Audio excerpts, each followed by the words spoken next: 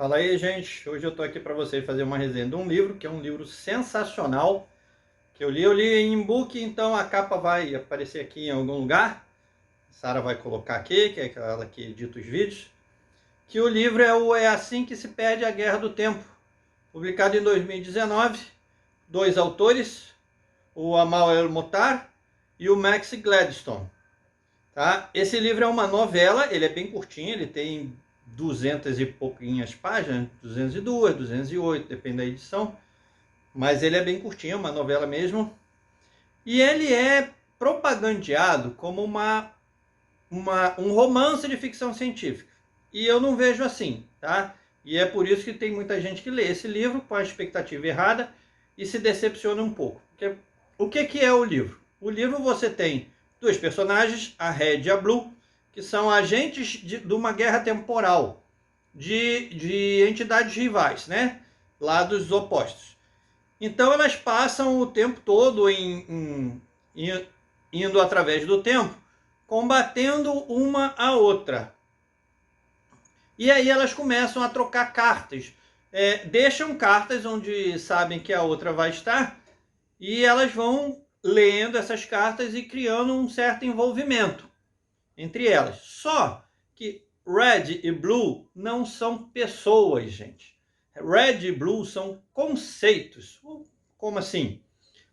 Red representa o artificial, a tecnologia, o racional, o lógico, o concreto, enquanto o Blue é o natural, é o orgânico, é a criatividade, o emocional, tá? o imaginativo.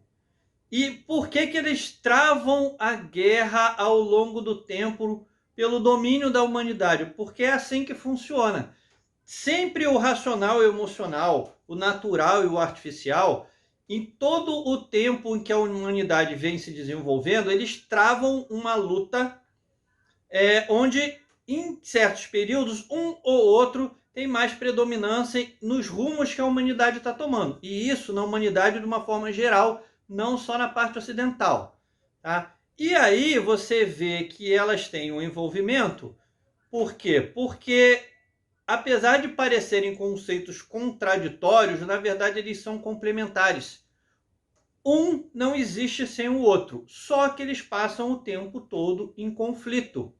Então você tem sempre aquela questão de o homem tentar dominar a natureza através da tecnologia. E nem sempre isso dá resultado.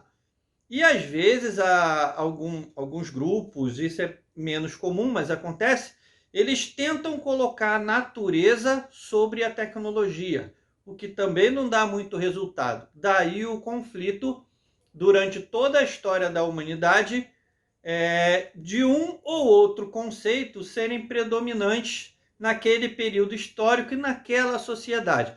Então o livro ele tem referências assim à Londres vitoriana, que é importante porque foi na Inglaterra desse período, né, do século XIX, que se começou a Revolução Industrial, só que também foi nesse período que você teve um dos maiores booms de criatividade da raça humana. Você tem obras de arte incríveis, você tem obras literárias incríveis, você tem o pensamento se desenvolvendo de uma forma incrível nesse período.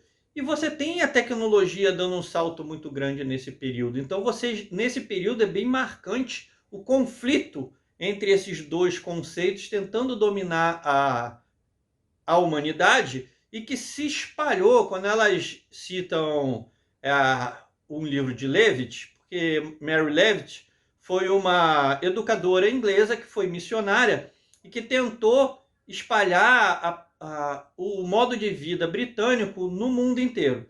Então você tem esses conceitos lutando no mundo inteiro. Aí você tem no livro, ele cita passagens da Guerra do Ópio na China, ele fala de egípcios, ele fala de sumérios, ele vai citar Atlântida, que é um conceito que até hoje luta entre o racional e o irracional, né? O mitológico e o histórico. Então é um conceito bem legal para ser usado nisso. Ele vai citar a colonização de algumas ilhas do Pacífico por povos da América. E aí ele cita a chegada dos destruidores, que são os europeus na América. Ele também vai citar, vai ter uma citação muito legal que Sócrates, porque a escola filosófica de Sócrates, ela era mais holística. Ela não tinha uma separação clara entre o emocional e o racional, entre o mitológico e o histórico. Era tudo uma coisa só. E foi um discípulo de Sócrates, Platão, que quebrou com esse paradigma e trouxe outro, que é a separação do racional e do irracional, do emocional e do racional, né, do lógico, separando o que era mitologia, o que era de fato histórico, como que criou a percepção de que a gente tinha que entender e explicar a natureza para nós podermos controlá-la. Então é uma obra nesse sentido filosófico genial, gente, genial. Tem muita gente que vai ler como se fosse uma obra de ficção, a relação uma relação amorosa, mas conflitante entre as duas personagens. É uma interpretação possível, mas fica um pouco capenga se você não perceber certas nuances que tem nessa fase filosófica da história.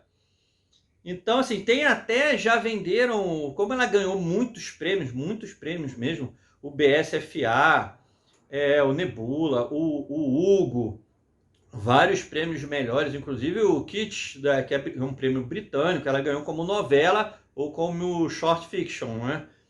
Porque é um livro curto. Mas ganhou muitos prêmios, tanto em 2019 quanto em 2020, inclusive o Los Angeles Times Prize Books. Então ela é uma obra importante e foram vendidos os direitos dela para produção ou televisiva ou cinematográfica, que eu não sei se vai funcionar muito bem não, porque você pode adaptar uma história, mas para mim vai descaracterizar completamente o sentido do livro, que é justamente a briga dos conceitos, que não são duas mulheres, são dois conceitos, são colocadas como personagens femininas a maior parte do tempo. Tem algumas partes do livro que até muda esse conceito de o personagem falar, às vezes eles me veem como homem, porque são conceitos que funcionam assim. Então eu acho que a adaptação pode descaracterizar bastante a obra do que ela foi feita. E a obra ela é muito interessante também, por quê? Porque a troca de cartas entre as personagens, as cartas de Red foram todas escritas pelo El-Motar, e as cartas de Blue todas escritas pelo Max Gladstone. E um não sabia o que o outro ia responder, o que vinha na carta do outro.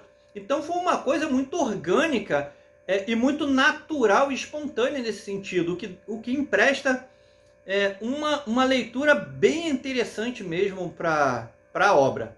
Tá? Então é um livro que eu recomendo muito mesmo para vocês. Leiam já pensando nisso, que são dois conceitos, que você vai pegar certas nuances na história, que se você for ler achando que são duas mulheres guerreiras que acabam se envolvendo, porque elas nunca se veem realmente na história, aí o pessoal acha meio estranho assim, mas você pegando essa parte filosófica, você vai gostar bastante, e a escrita dela também, em alguns pontos, principalmente a escrita que vem da Blue, ela é bastante poética no sentido do uso das palavras e dos conceitos. Então é uma obra muito boa que eu recomendo fortemente para vocês.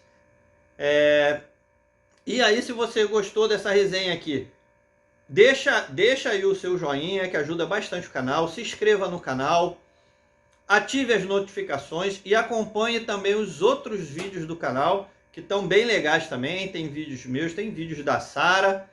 E fiquem sempre com a gente aí, acompanhe, compartilhe os vídeos também com seus amigos, se vocês gostarem do vídeo, porque ajuda bastante o canal a crescer.